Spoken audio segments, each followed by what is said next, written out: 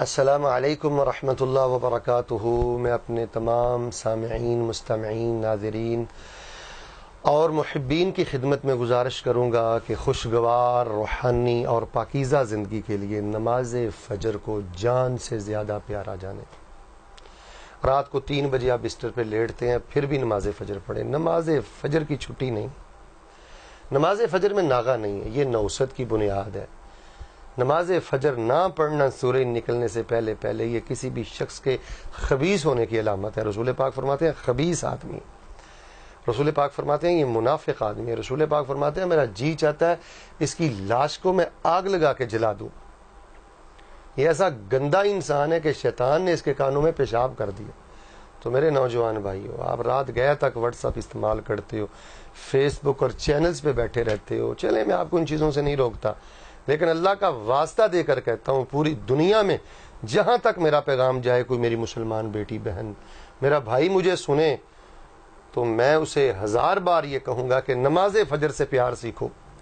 اس وقت رویا کرو، فجر کی سنتیں پڑھا کرو۔ مالدار وہ نہیں ہے جو ملک کا وزیر اعظم ہے، مالدار وہ نہیں ہے جس کا ڈالروں میں بینک بیلنس ہے، ایسا نہیں ہے۔ مالدار وہ ہے جو صبح کی نماز سے قبل 2 سنتیں ادا کرتا ہے۔ دنیا اور دنیا کے خزانے بھی ایسے شخص کی عظمت کا مقابلہ نہیں کر سکتے جو صبح کی 2 سنتیں فرض سے پہلے ادا کر لیتا ہے۔ صلاۃ الفجر یا عباد اللہ، نمازی بھائیو نماز فجر سے پیار کرو۔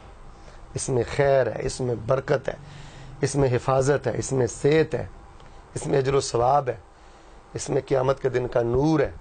یہی آپ کی جنت ہے، یہی آپ کی کامیابی ہے۔ کائنات کا بد نصیب انسان ہے جو بلا وجہ روزانہ نماز فجر جماعت سے نہیں پڑھتا، سورج نکلنے سے پہلے نہیں پڑھتا۔ اللہ ہم سب کی یہ غفلتیں دور کر دے، اس نور کے وقت ہمیں رونے کی توفیق دے دے۔ اللہ جن گھروں میں یہ غفلتیں ہیں، اللہ ان کو وہ غفلتیں دور کرنے کی توفیق دے دے۔